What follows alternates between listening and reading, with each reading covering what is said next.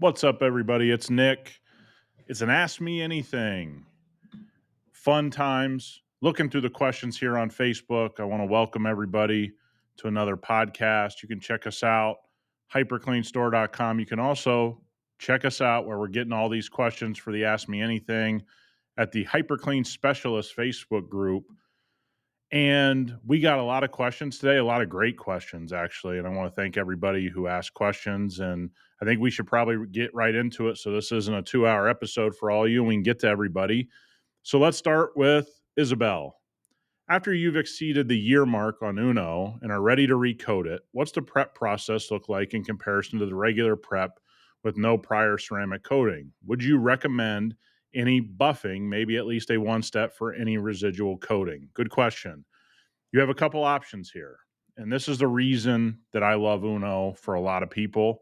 It's a very flexible coating. So we have 1-year clients that they're never going to pay for paint polishing. They're never going to pay for paint correction. They just want to have a coating on their car. And we go ahead and do a wash, a decon process. Usually, because we take care of the cars, we have no clay, but we are going to do some iron removal, things like that. We'll do a deep clean with cleanse. And then we're going to go ahead and apply Uno over itself. It is going to bond. It's a flexible formula. Okay, it's not a Sparta or a Tray or even a Dose. This will bond to itself, and it will bond very well. And so you'll get another year out of the next one. Now, if somebody looks at their car or you're doing it for yourself and you're like, hey, my car could use a polish, my customer's car could use a polish, then go through your exact decon steps as you would with no coating on the surface. Go ahead and give it a nice, thorough one-step polish and put the new layer of Uno on. But you do have the option, right? This is where ceramic coatings need to be talked about, that there's a very big difference between ones that are flexible like Uno and things like Sparta and things like Tray. You know, we do have different technologies in ceramic coating now, so Uno gives you a little bit of a buffer to choose which route you want to go, which is why it's such a great coating. Actually, if you're a detailer listening to this, you should use it in your business a lot. If you are a DIYer listening to this or an enthusiast, Uno should be the first place you start before you do any other coating. It's going to be an easy experience, and you're going to have a lot of flexibility with that coating. So great question, Isabel. Hope that helps. From Bill, where are the HyperClean products manufactured and bottled? Is that all done in Tulsa? Yes, it is all done in Tulsa. And we have undertaken a lot in the last 3 years that we really haven't shared a lot publicly. Uh, Tulsa's our headquarters. It's actually a huge benefit that our headquarters is in Tulsa for shipping purposes, for receiving purposes, and those kinds of things. But our whole goal is to be a full manufacturing facility. Obviously, if we manufacture it there, we're going to bottle it there as we do now. And we've really, really, really tried hard over the last 3 years to continue to manufacture all of our stuff, bring raw materials in, do all the things from the ground up. And look, that's not a very popular decision in our business, just so you know, because it is very cost intensive. It takes a lot of capital. It's taken a lot of effort on Marty and the team's part to get this off the ground. So, Bill, stay tuned over the next 12 months. I think we're going to start showing exactly what we've invested in the last 3 years. Sometime in the next year, we're gonna basically explain to people why we've gone the route we've gone, why we're doing the things that we're doing, and it really comes down to one thing: we want to control the development of our product. It doesn't mean that that's the only way to do it. There's certainly contract manufacturing. There's certain, private labeling is a great option for certain companies. I don't have anything against any way of doing it, but we want to be a manufacturer, and there's a lot of reasons for that. Number one, we sell products that have nothing to do with auto detailing out of our company now. They're in different parts of detailing. They're in different parts of industrial cleaning. We're doing a lot of different things out of HyperClean now that we just never talk about publicly. And it's been a very important decision for us because honestly, very few companies are doing this. And I am proud that we're undertaking this, but it's been a pretty big, undertaking, especially for Marty and the team to, in 3 years, get this ramped up.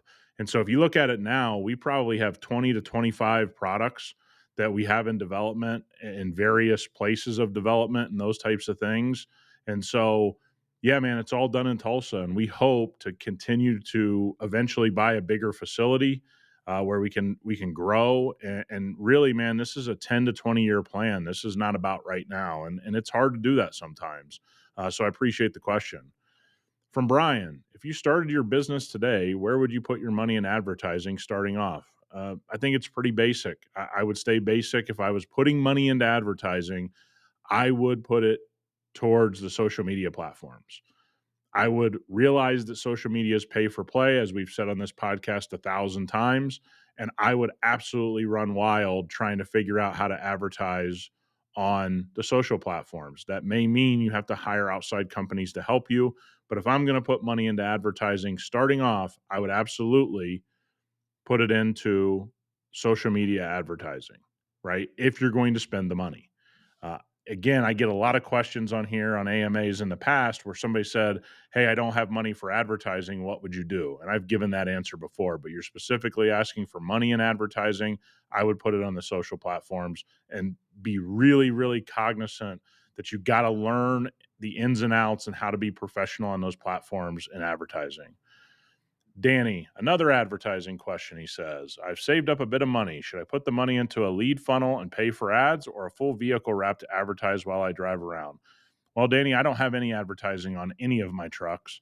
So I am always going to vote for putting the money into a lead funnel and paying for ads.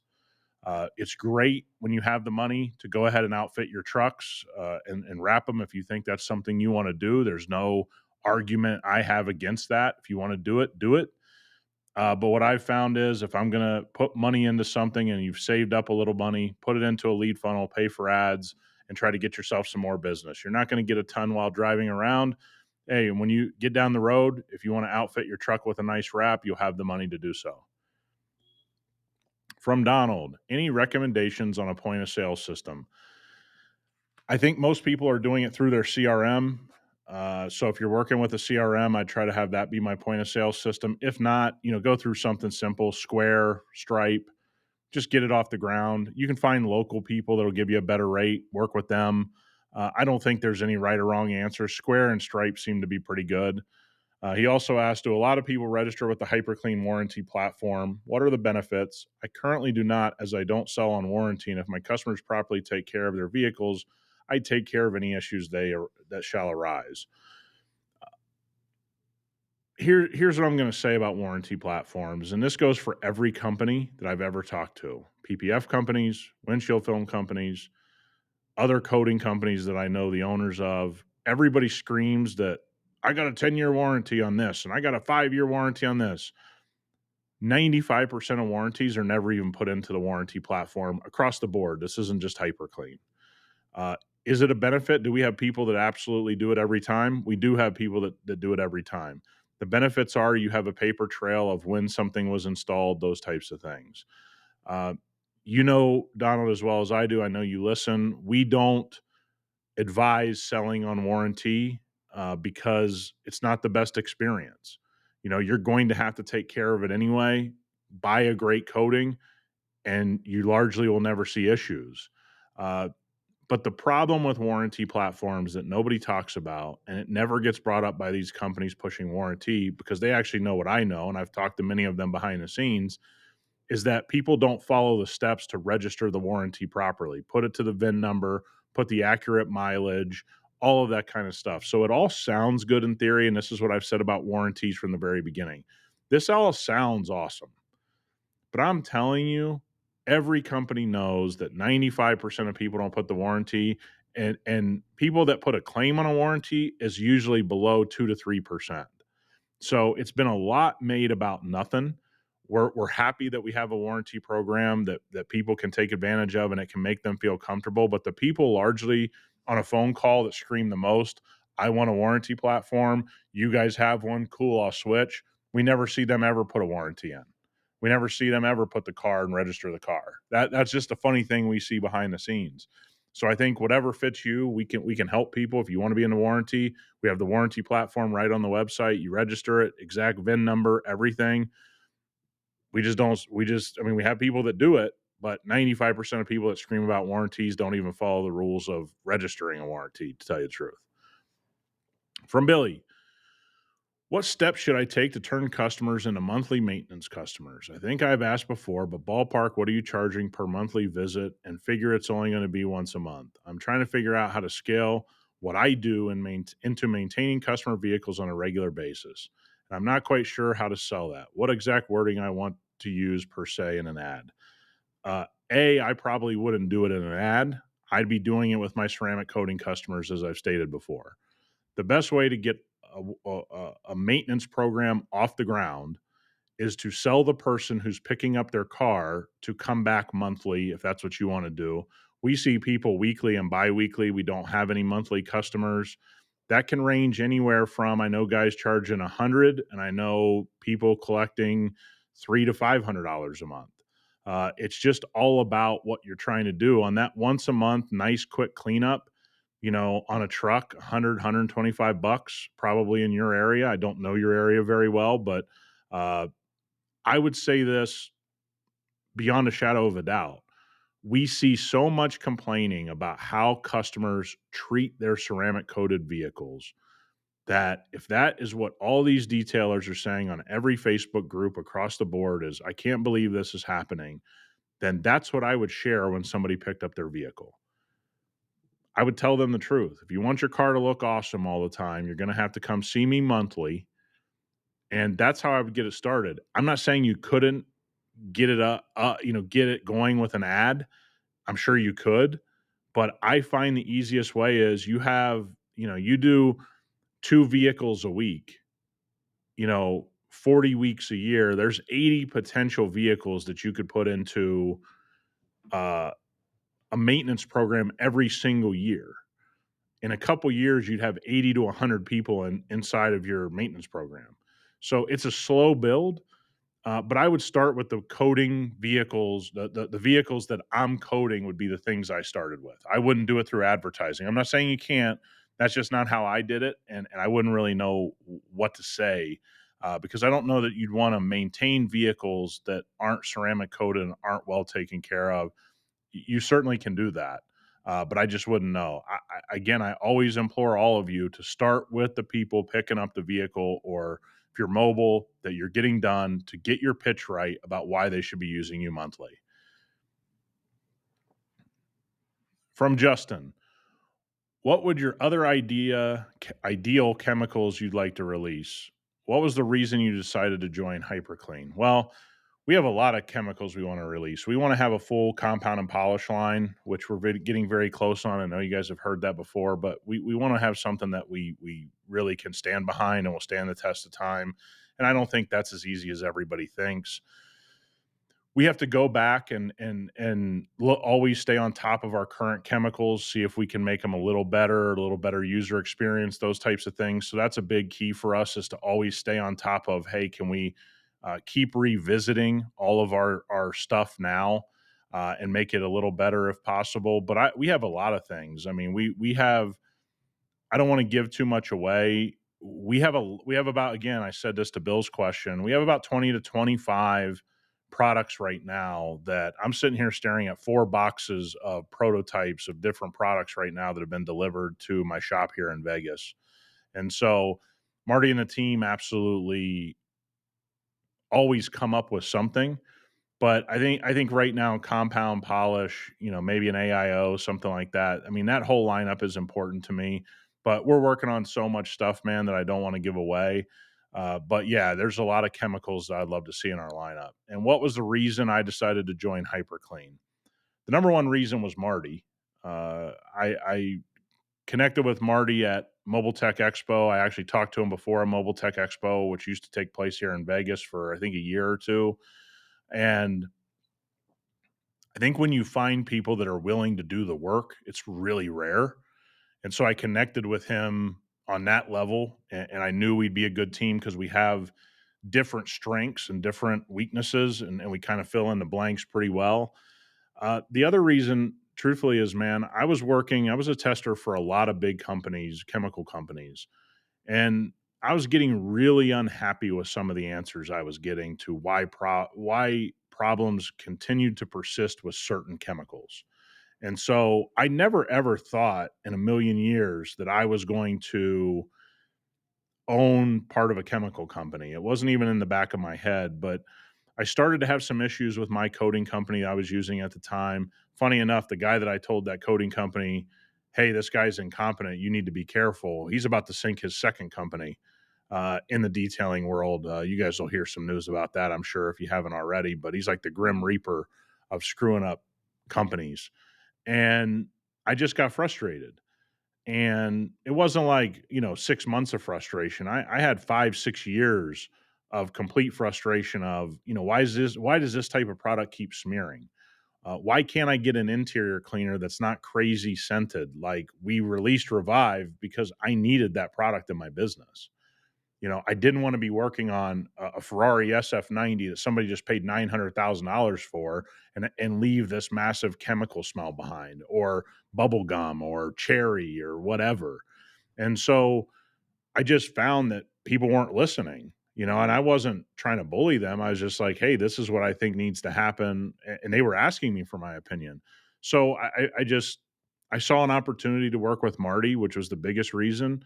But the other reason was really simple, man. Like I can't explain to people being a tester for a client, for some companies, and just getting over and over really crazy answers to questions. And I found out more and more, and as I dug more and more, and as I worked with people more and more, I found out that a lot of people selling chemicals just don't detail cars. And that's not their fault, but then they don't really know what you're going through. And we found out very early on at HyperClean, we brought out a major manufacturer out to my shop for 2 days, and this guy was supposed to be helping us with formulas, and we were getting frustrated. And this is one of the biggest reasons why we ended up manufacturing ourselves. I mean, I didn't trust the guy to drive my own personal car. That's how incompetent it looked. And then I was just like, what I knew was true. Like they just don't know. Many people don't detail cars. And so they didn't know what I was saying to them. And so I think it was just the right fit, the right time. Obviously having the money to take advantage of an opportunity like HyperClean is a big part at the time. And I couldn't run this company by myself. I have too much other stuff going on.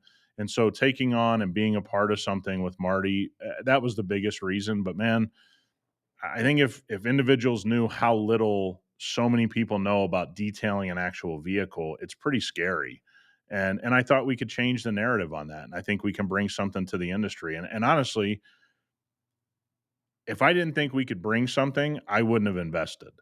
I think our combined 45 years of experience is going to matter in the long run. And I guess time will tell on that. But our growth so far is pointing that we were headed in the right direction for sure. But I appreciate the question. I mean, those are the reasons. From Richard, as insurance companies are recognizing ceramic coatings as part of a claim, more and more body shops have taken to applying coatings in house as part of the repair. Some of them are doing it straight in the paint booth. What are your thoughts on coatings in a body shop setting? Should this be avoided at all costs the same way silicone is outlawed in a paint environment? Have you ever seen what knock-on effects could a ceramic coating being applied have to the shop and their paint systems? Well, I don't trust body shops to do a lot. Okay, so this question's a little loaded for me because I think body shops are meant to do one thing, which is to put back together a damaged vehicle. They're largely terrible at finishing work. So would I want them applying a coating? Absolutely not. Absolutely not. I this is another instance where somebody in another part of the business thinks I'm missing out on money and I'm going to show you. I'm not going to have the detailer making all this money on a coating, so we'll put it on. What do they know? Well, we know how to finish a car better than you do. Most body shops are completely incompetent at finishing out paint on a car. That's just the facts. Not all. I know we got some great body shop people to listen to this show, but most body shops are completely incompetent at finishing out paint. Not all, but most. So putting it on in a body shop setting, a coating, when I know the finish work isn't there and there's most likely pigtails and sanding marks and all kinds of ugliness, unnecessarily that needs to be fixed. And in some cases, the paint is so badly swirled it looks worse than a car wash, a car that's been going through a car wash. So for those reasons, I don't agree with it at all. But we all have to realize something. All of these different parts of the industry, if they think they can take money out of your pocket and put it in theirs, they're going to do it. And that's exactly why they do it. Coatings, affecting a paint system. Here's a funny thing. So all these people make all these comments about silicone in a paint environment. And you'll see a bunch of silicone based products that say, oh, body shop safe. If you test them, they have silicone all in them. And largely, body shops know this and they still buy it because some of this stuff is cheaper or they get some of it for free from their paint distributor or whatever. So I don't think they're going to see any adverse effects. I will tell you something we've run into recently. We have a body shop that handles some high end work for Ferrari here locally, and they made a huge mistake on a Ferrari 812 that we had in for damage. They painted the vehicle. They swore it was already baked. It already off gas. They threw on some PPF to replace the PPF because they wanted to get the money. And basically, the paint is peeling. And so now it's headed back for a second term with them. What problems they would have from a chemical, like ceramic coating, being applied in a body shop, that I couldn't really tell you. They could have some, especially, using certain types of coatings. I think that I just wouldn't do it. But body shops haven't done a lot of things that I understand for a long time. Again, I'm not talking about the great ones. I'm talking about the run of the mill 75% of body shops. They just want to make another buck. And here's what's funny. Insurance companies here across America are doing something that I don't think people realize. They're fighting this ceramic coating as part of the claim now and PPF part of the claim. And largely claims are being held up for months at a time. We shared stories on here before. I don't want to bang on body shops because I know what they are. They're there to put cars back together. They're certainly not paint finishers. They're certainly not the highest quality painters that you could go to, but they do a serviceable job. They get your car back on the road, but they're trying to get every nickel out of every part of this business. And I think it's incredibly naive to think that they're going to do any of this stuff correctly. And more, more, more what I'd be worried about is them screwing up your paint system by throwing a coating on a car that isn't fully cured, which I'm sure is happening every day across the world for the companies that are doing this. So I hope that helps. Tyler, as a mobile detailer, how would you deal with high humidity to the point of the vehicle sweating? How could this affect the coating?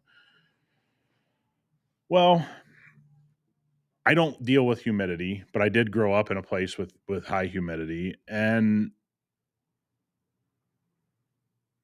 it could affect the coating if you're actually applying it in the moment with it sweating, right? But most of the time, if you've gone through a full decon process and all that, and you've gotten it into a garage or a shady spot, I don't think you're going to deal with that. If you are dealing with that, yeah, you could run into some trouble because water and coating don't mix very well, obviously. So it would I'd have to see it. I'd have to be a part of it to tell you how bad it is for you because I don't live where you live, obviously, but we have people that live in, deep Louisiana, Alabama, Florida. This isn't something that affects them all that badly, right? If you're talking about like things like dew in the morning on a freshly coated vehicle, largely if you've let most of our coatings set for 6 to 12 hours, you're pretty much in the clear. Not every time, but you're pretty much in the clear. And if you go out there, take some Eco One and get that stuff off the surface, and you'll be fine. From Daniel, did you check out the new Dodge Chargers? What do you think their chances are in the marketplace? Also, Dustin's probably going to retire after his light on 299 card. How do you feel about that? Or fight, excuse me, not light, fight. Yeah, he needs to retire. That's my he needs to retire. Plain and simple. It's time for him to retire. When it's over, it's over. Hope he does well, but I think it's time. The new Chargers, Stellantis is in a mess. Who owns Dodge? Dodge is in a really bad spot. I think this is incredibly stupid. Uh, I think we need to understand that most people, buying Chargers are not the wealthiest of people all the time. That doesn't mean all, but it's going to be hard to deal with the electric, charging situation for somebody that's used to gas and maybe lives in an apartment complex or lives in, a condo complex with no garage or those types of things. Uh, I think they did an awesome job with Chargers and Challengers and sold a lot of them, since they've reintroduced them. I think this is a company with no rudder. They're nobody's driving the boat. They're incredibly incompetent. All of a sudden, when they were once one of the most competent on a budget, they were not highly, financed. They did a lot with a little. I just think something's happened. Dodge, Ram, Jeep, they're in real trouble. They have tons of inventory. And now they think the smart thing is to undertake the redesign and basically pulling the engine out of most of the Chargers and Challengers. And I don't understand that. I think if you were in a better place and you wanted to dip your toe into it, I know they're going to release some internal combustion engine Chargers, but if I'm not mistaken, and again, I'm not an expert on these cars, they're going to be very, very low power. Most of the ones they build with an internal combustion engine, I know they'll have some specialty, stuff around there with higher power, but the electric thing it's been a disaster. It's a disaster for Ford. It's a disaster for Chevy. It's a disaster. Not everybody's Tesla, right? Not everybody's Rivian, and Rivian's losing money like crazy, and they just have deep pockets. And so I don't know what Dodge is doing here. It's just another really strange thing we're seeing out of American car companies where it's almost as if they don't have a mind of their own. They're just following everyone else, and they're not asking, dude, we have 1,000 days of supply of our product already on the market. We can't sell vehicles. They have huge quality control issues. I mean, the things I'm hearing from my Dodge dealership buddies, they have cars coming back constantly on engines they've been building for 10 plus years and electrical systems they can't get worked out. So I don't know, man. I don't know what Dodge is doing. I hope it works out for them. I don't want to see Dodge go through massive trouble, but this is I, I don't get all of this. To be honest with you, this is kind of crazy. Another question from Donald. I've seen the question asked multiple times. Well, people wonder about using Uno, Dos, and Tray Sparta on glass instead of the designated glass coating. What is the science behind glass coating and what makes it different than a paint coating? What are the effects of using a paint coating on glass? I believe they are also shorting themselves on an upgraded service by not forcing the customer to purchase the upgrade, doing a disservice of being a trustworthy detailer. Look, the main difference in glass than a regular coating is it's designed for glass. And what we have to realize is glass is extremely porous compared to paint. Okay. Paint is porous, but glass is extremely porous. So you have some different realities there. I don't think you're doing a huge disservice by putting Uno, Dos, or Tray or Sparta on glass. That's your decision, but there is a distinct difference between a glass coating and paint coatings. That doesn't mean that those other coatings can't work and give you some benefits, but glass coating in specific is meant for a more porous surface. So there's different chemistry to deal with the bigger, the more, the deeper pore system of glass, and that's the major difference. And again, I've put Uno on side windows and stuff and had great success. When I put stuff on a windshield, do I always put glass on it? Yeah, I mean, we do windshield film. I put it on the film, so it's an incredible product. But disservice, I don't think it's a disservice, but I would just use a glass coating. I mean, I think our glass coating is like $40 and it's going to get you, 30, 40 cars, easily 30, 40, 50 applications. I don't know. Depending on the cars you work on, it just doesn't seem worth it to me, but I understand why people do it. They just want to slap some coating on. They maybe don't want to upcharge. I wouldn't do that, but there's a lot of things people do that they find reasons for doing that I don't, and vice versa. So it just comes down to glass is a much different, much more porous surface than paint, even though paint is porous.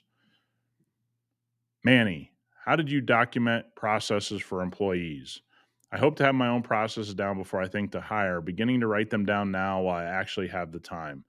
Good question, Manny. I wish I'd have written them down, to tell you the truth. I didn't do a very good job of that. So I passed on my processes through constant teaching early on. This is the way we do it. This is why we do it. If you see something that you don't agree with, ask. Maybe we could do something better.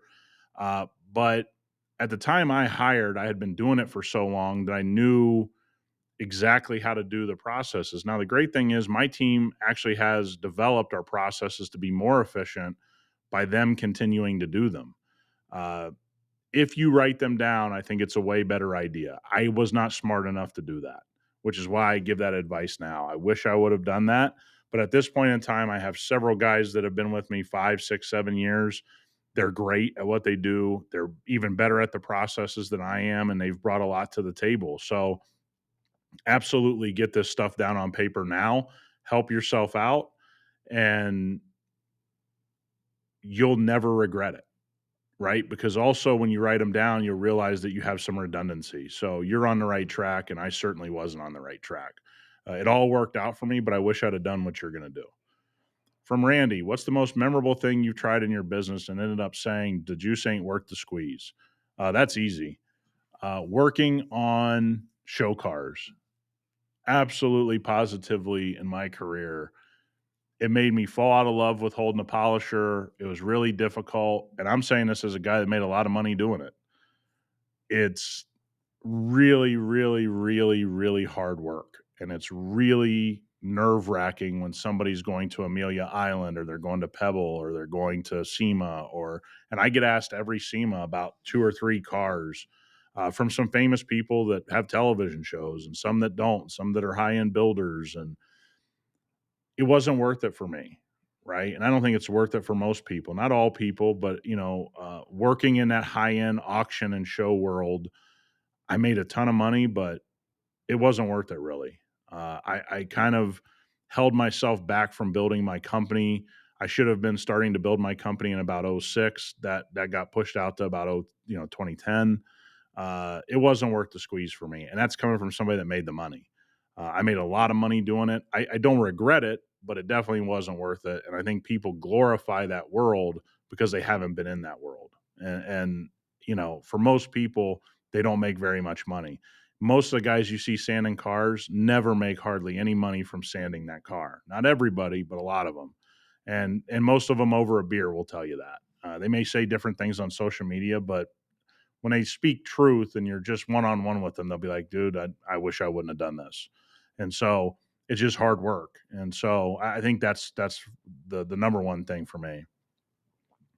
From Uncommon Auto Spas, we all know community is key. Have you guys held any business seminars?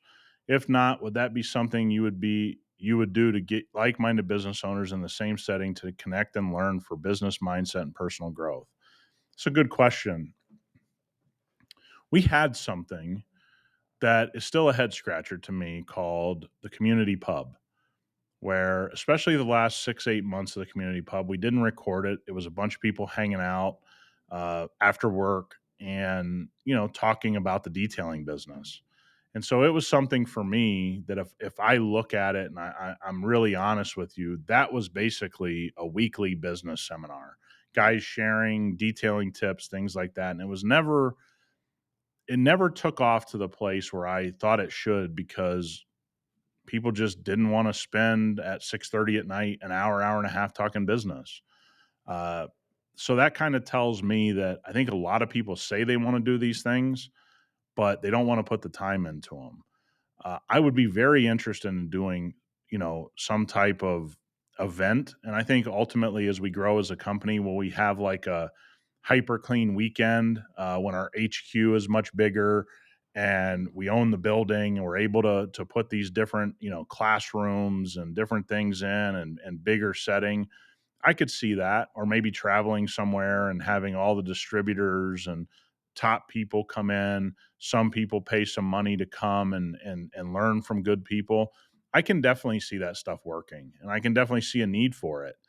The problem is, the money you have to charge and the things that you have to do. A lot of people just don't take advantage of simple things. If you look at this podcast, and I say this all the time, we have people that are directly seeing success because all they've done is listen to the podcast. Then we have other people that we know have listened to every podcast and they're struggling. And so and I'm cool with struggle. I've struggled in my business. We all have. The interesting thing about advice or getting together or personal growth is it's largely going to fall on the individual if they want to grow. And so I'd love to do these types of events. I'd love to tell you that, we're going to do it, this summer. But I think within the next couple years, I could definitely see an event where we do something like this. But there's no immediate, we're going to do this tomorrow. I love the idea. Uh, but I think it's one of these things like we have had things inside of our community that I've watched people not take advantage of, and those things were free. So imagine if I tell somebody it's 1,500, 2,500, 5,000, whatever the number is. You could see that it would be hard to get people to understand that these things are really valuable. But yeah, I would love to do something like that if it were in the cards for sure. From Chase, if you were to build a one bay detail space, what size is ideal? Steel lined? Where would you spend the money to be most efficient? Well, I have my shop here. We could probably fit 3 cars in. I don't have a massive shop. I didn't want a massive shop. I wanted to be able to turn work away. So I'm not much different. I would say this, man, spend the money to be the most organized and efficient you can be. This idea that your shop is going to sell someone because you put all this money into it, that's not true at all.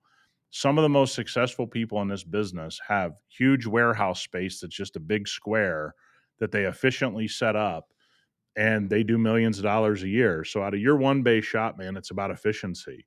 I don't know what the ideal space is. I would say I'd probably like to have, 1,000 square feet, of shop space at least would be what I'd like to have. But if I had 800 or I had 600, I'd make it work.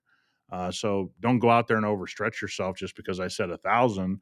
But get yourself a DI, water system, put it in the back of your shop. You know, have probably going to end up washing all your cars outside. Big deal.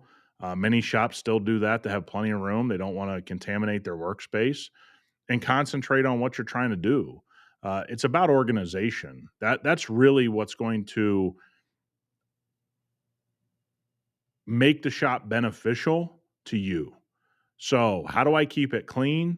How do I keep things hidden away? I don't want stuff laying around. I don't want to buy unnecessary things. But, you know, uh, things like hose reels for your electrical cords, I would want to have great lighting so I could see everything, so I wouldn't have to drag lights around. I'd want to do a lot of those simple things that people overlook. Buy yourself a couple cabinets, keep everything in the cabinets, maybe have 1 to 2 carts, one set up for washing, one set up for whatever other services you're going to do, polishing, etc., coating. That's it. And make yourself efficient with the simple stuff, right? Don't have 10 polishers. You don't need them. Okay. If you do need them, you need to work on your polishing technique. But don't waste money, right? Just make it clean and efficient. And efficiency is going to come from having electrical cords easy to access, et cetera, like that. That's what I would do. And my shop isn't much different than that. And, we have a lot of people that I've been to their shops. Their shops are nothing special, right? They're just big block buildings, and these guys are making millions of dollars a year, and they're doing really well. That's what I would concern myself with.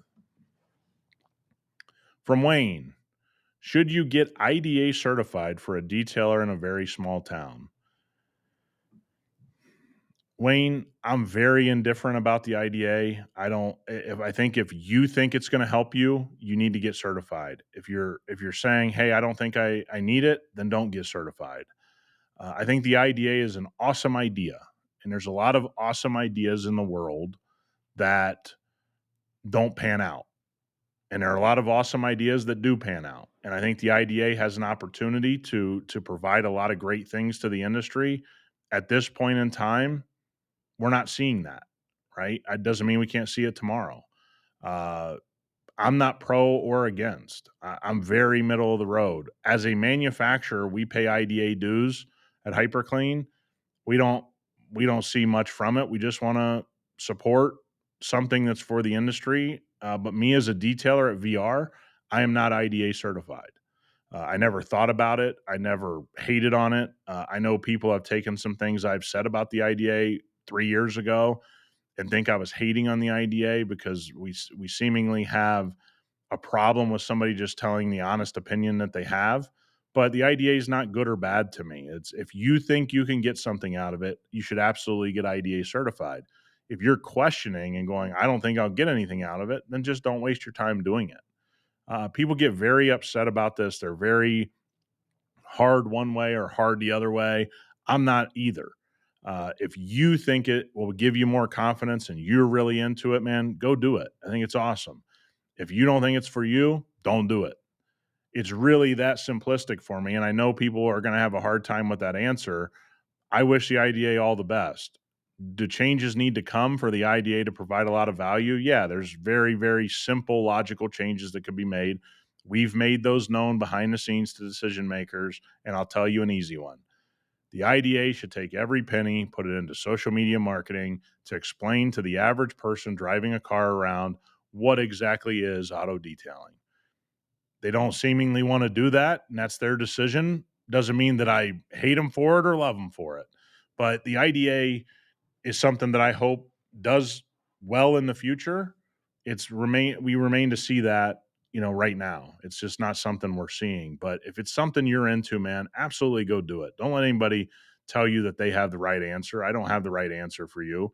If you think it's great for you, do it. If you don't waste your time and move on. No reason to hate it or love it. Just do what you think's right for you. Well, guys, that's the end of all the questions. I can't thank everyone enough. I hope I did a good job answering them, and we'll see you next time.